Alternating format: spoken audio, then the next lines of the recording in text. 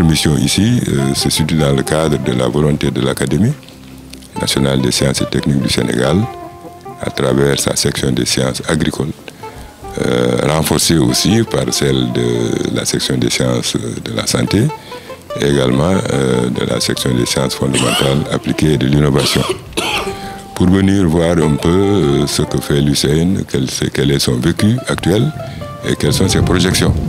Vous savez que la mission de l'Académie, c'est de voir comment contribuer au processus de fédération également de nos structures d'enseignement supérieur et de recherche pour que nous ayons une volonté commune d'adresser des problématiques qui interpellent le développement global de notre pays. Et c'est en cela que l'Académie est là, parce que son rôle c'est de voir comment la science, la technologie et l'innovation peuvent être perçus et vécus comme des leviers moteurs du développement intégral et durable de notre pays d'abord. Et bien sûr, notre pays est dans son ensemble sous-régional et régional. Donc toutes ces préoccupations également nous interpellent et nous préoccupent. C'est donc dire que l'UCN, à travers ce que nous avons vu aujourd'hui, peut jouer un rôle vraiment de première importance par rapport à ces interpellations. Donc en tout cas, nous sommes très heureux, très satisfaits et très confiants pour l'avenir par rapport à ce que nous avons vu aujourd'hui. Le travail qu'on avait effectué pour voir un peu les différentes UFR, des formations de recherche, que dans ce campus, que ces bâtiments sortis de terre, c'est vraiment une grande fierté. Cela veut dire qu'il y a eu beaucoup d'efforts qui ont été consacrés et de ce point de vue, il faut féliciter le premier recteur qui a eu la charge et de la conception des bâtiments, des UFR, de tout le curricula, des systèmes, etc. Et aussi la rectrice actuelle qui a poursuivi cet élan, ce dynamisme. Et donc c'est vraiment un sentiment de fierté qui augure de bonnes perspectives d'avenir pour les missions assignées à cette université dont la vocation est agricole. Agricole voulant dire ici tous les tenants de l'agriculture au sens large, pas seulement les productions végétales, mais également les productions animales, les productions halieutiques, etc., réparties dans l'ensemble des campus. Donc le rôle de l'Académie, c'est un peu pour des gens qui ont leur carrière derrière eux, leur carrière administrative ou professionnelle, c'est de voir comment appuyer, comment orienter et comment trouver des perspectives, des opportunités de renforcement des capacités de nos structures. Et aussi comment mettre en pratique une dynamique de collaboration par rapport aux chercheurs qui sont là, aux enseignants-chercheurs, voir quelles sont les opportunités qu'ils peuvent trouver ailleurs et voir comment ensemble nous pouvons orienter et aider à ce que l'enseignement, la recherche, les services à la communauté, qui sont des missions fondamentales des universités, puissent se faire dans les meilleures conditions. Remercions le recteur, Madame le recteur, professeur Ndékoumou Touré, qui n'a pas pu être avec nous aujourd'hui, mais qui a pris toutes les dispositions pour que notre visite se fasse dans les meilleures conditions.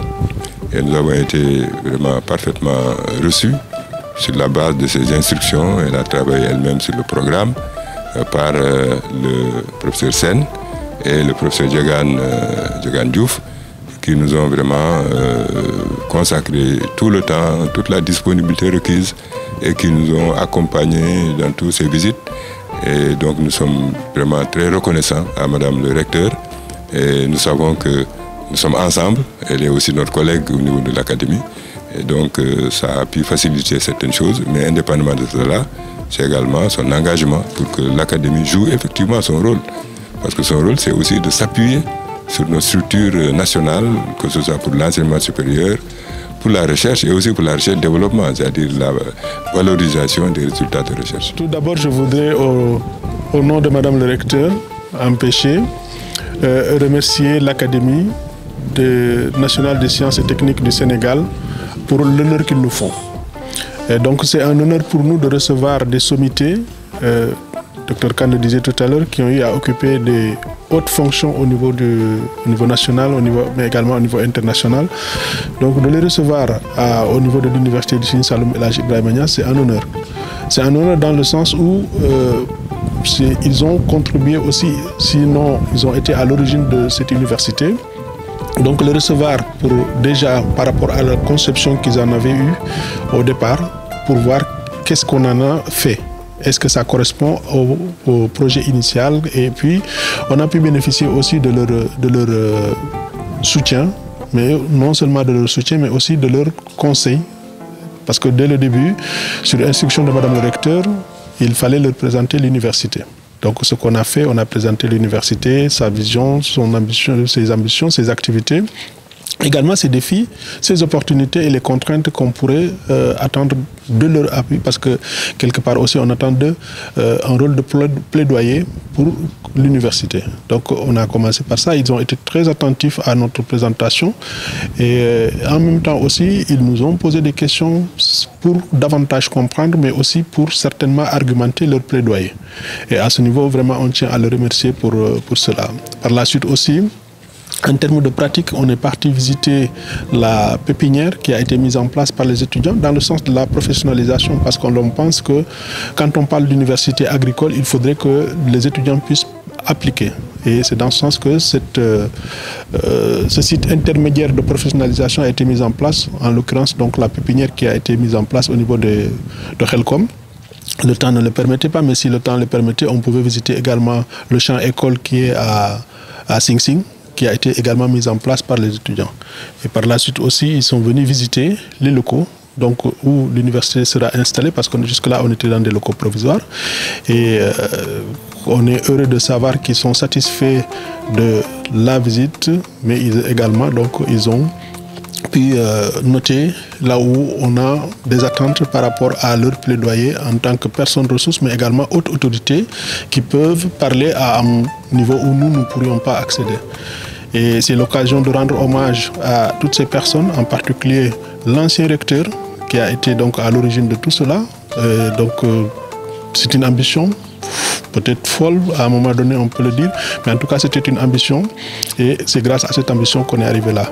Et Madame le recteur aussi, quand elle est venue, avec toutes ces connexions, elle a pu essayer donc de faire démarcher pour que le projet puisse prendre vie. Et là on attend, on est tout prêt pour pouvoir démarrer. Mais en tout cas, quand on a une idée, on a envie de la voir se concrétiser. Et on est très certain qu'ils voudront quand même que cette idée puisse se concrétiser. Et c'est pour ça que je disais tout à l'heure, ils vont parler à un niveau où nous ne serons pas.